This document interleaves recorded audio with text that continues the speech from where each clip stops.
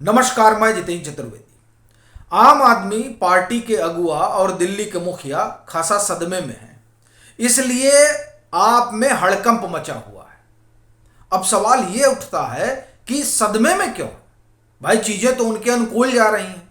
असल में ये दिखाई दे रहा है कि चीजें उनके अनुकूल जा रही हैं, लेकिन जो संकेत हैं उसने आम आदमी पार्टी के अगुआ और दिल्ली के मुखिया को परेशान कर रखा है और वो चाहते हैं कि किसी तरह से चीजों को अपने पक्ष में लाया जाए, नहीं तो आने वाले दिनों में 2-3 मामलों में उनका नंबर लग सकता है।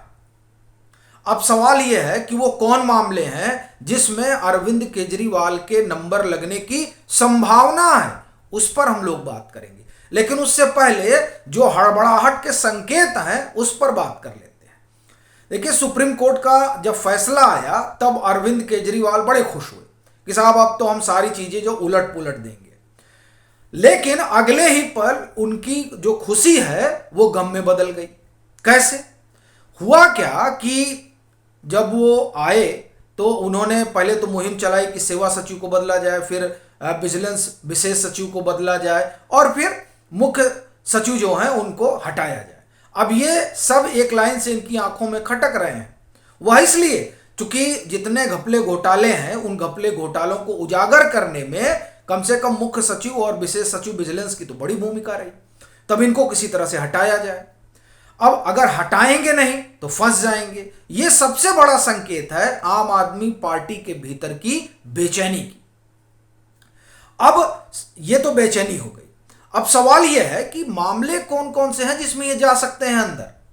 मैं आगे बढ़ूं उससे पहले आपको एक चीज बता दूं कि ये जो मुख्य सचिव हैं AGMUT काडर के तहत आते हैं वो लोग जो दिल्ली सरकार में सेवा देते हैं, और AGMUT जो काडर है वो दरअसल गृह मंत्रालय के अधीन आता है।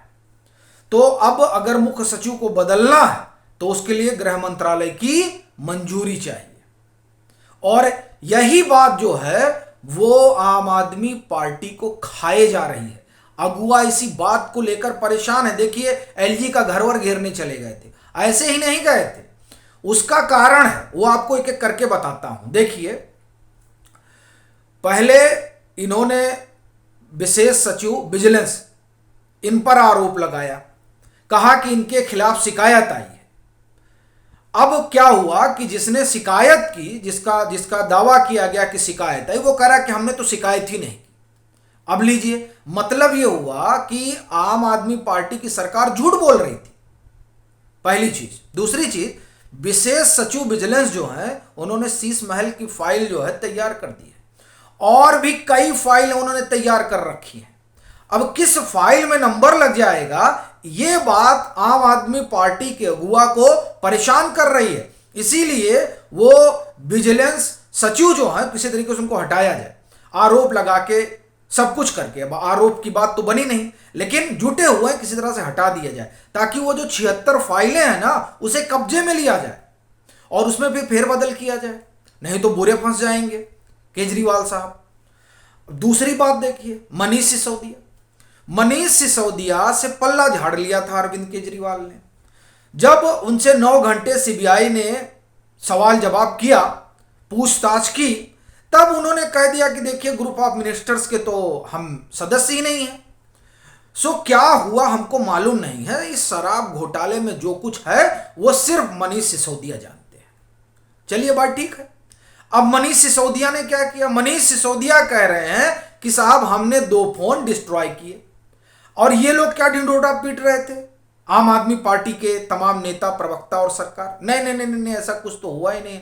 अब वो खुद कह रहे हैं कि हमने डिस्ट्रॉय किया है, ऐसा CBI का दावा है।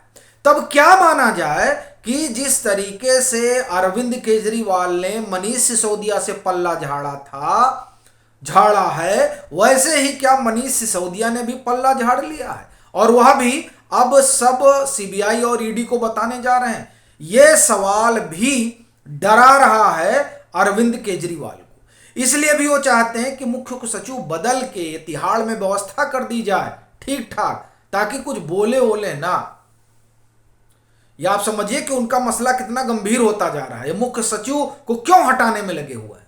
असल बात है, मुख्य सचिव हुई वो कुंजी हैं जिन्होंने ये जो पूरी जांच पड़ताल और खासतौर से शराब घोटाले की जो चल रही है, एक तरह से कहिए कि वो शिल्पकार हैं। और जो विशेष सचिव हैं उन्होंने बाकायदे सारी छानबीन करके लेके आए।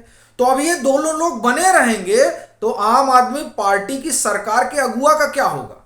इसलिए वो कह रहे हैं भाई अभी जल्दी हटें, और इसीलिए एलजी घर घेर लिया गया। तो अब मनीष सिसोदिया क्या करेंगे, ये बड़ी समस्या है आपके सामने, मतलब आपकी सरकार के सामने। तीसरी चीज आप इसमें देखिए, इस पूरे शराब घोटाले की जो जांच पड़ताल चल रही है उसमें इंडिया अहेड न्यूज आप देखें, इनके पहले जो डायरेक्टर वगैरह है, कोई एमडी वगैरह, गौतम माथा या मोथा नाम, शायद मोथा, गौतम मोथा नाम है, उनसे पूछताछ होती है। फिर अरविंद सिंह को गिरफ्तारी किया जाता। अब आप एक ही न्यूज चैनल के दो लोग, तीन लोग, संदेह पैदा होता है। और फिर जो चर्चा चल रही है कि जो इस चैनल के शीर्ष पर हैं उनका आम आदमी पार्टी की सरकार के नेताओं से ताल्लुक भी है। क्या ताल्लुक है भाई? और क्या उस ताल्लुक का ये जो रूट बना 17 करोड़ रुपए गोवा तक पहुंचा, इसका भी कोई सरोकार है? ये सब जो सवाल हैं वो दरअसल आपकी सरकार को परेशान कर रहे हैं। फिर एक और चीज आपको जब आपको पता चलेगी तो आप दांतों तले उंगलियां दबा लेंगे। सत्येंद्र जैन देखिए अपनी जमानत के लिए तो परेशान है ही, सुप्रीम कोर्ट गए हुए हैं, कह रहे हैं कि हमारा 35 किलो वजन कम हो गया है। मतलब एन केन प्रकारण जो है जमानत लेनी है, वो मसला यही है। क्योंकि दिल्ली हाई कोर्ट ने भी इनकी जमानत याचिका को रिजेक्ट कर दिया था कि नहीं, निचली अदालत जो करी वो सही, आप बाहर नहीं निकल सकते हैं। तो फिलहाल वो वहां गए हैं। लेकिन बड़ी चीज ये है कि सत्येंद्र जैन को लेकर एक और मामला, जिस मामले से ये पता चलता है कि असल में ये जो शराब घोटाले वाला आरोप है इसके तार कितने दूर तक है जुड़े हुए लोगों से। अभी आपने सुना होगा कि तिहाड़ जेल में जो जेल नंबर 7 है उसके जो सुपरिटेंडेंट है उनको नोटिस किया गया कि ये आप बताइए कि आपने कैसे सत्येंद्र जैन को 2 लोग उनके सेल में भेजे उनके पास। तो पता चलता है कि उन्होंने साहब दरखास्त की थी कि डॉक्टर ने कह रखा है डिप्रेशन में चले जाओगे और तमाम चीजें, इसलिए वहां पर 2 लोगों को लगाया गया। खबर यह है कि जो सुपरिटेंडेंट हैं जिनको नोटिस किया गया तिहाड़ प्रशासन की तरफ से, वो दरअसल एक समय में आबकारी कमिश्नर रहे। और बात यही नहीं है, और ये जो न्यू एक्साइज पॉलिसी की जांच पड़ताल चल रही है, इस जांच पड़ताल में उनसे भी पूछताछ हुई है। अब आप देखिए कि क्या ये सब महज इत्तेफाक है कि जो ग्रुप ऑफ मिनिस्टर्स का होता है उसमें सत्येंद्र जैन भी होते हैं और वो इस समय तिहाड़ में है और वो सुपरिटेंडेंट भी वही है। ये क्या मतलब, क्या आप एक तरह से कहें कि इत्तेफाक चल रहा है? तो कुल जमा कहानी यह है कि आम आदमी पार्टी का संकट बहुत बढ़ गया है और ये जो मौजूदा अधिकारी हैं उनके रहते हुए इनकी समस्या बढ़ती जा रही है। इसीलिए अब कोशिश यह है किसी तरह से इन सबको यहां से हटाया जाए। अब इसी दरमियान एलजी ने एक पत्र लिख दिया है और एलजी कह रहे हैं कि ये जो आपके मंत्री हैं ये दुर्व्यवहार कर रहे हैं ब्यूरोक्रेसी के साथ, नौकरशाहों के साथ। ये ठीक नहीं है, इस पर अंकुश लगाया जाना चाहिए। तो कुल आप ये देखें कि जो परिस्थितियां बन रही हैं वो टकराव की भी हैं। आम आदमी पार्टी के लिए आप एक तरह से कहें कि भय और शंका का भी माहौल है, क्योंकि 3 मामले तो साफ दिखाई दे रहे हैं। एक जो मनीष सिसोदिया बोल रहे हैं, दूसरा शीश महल वाला,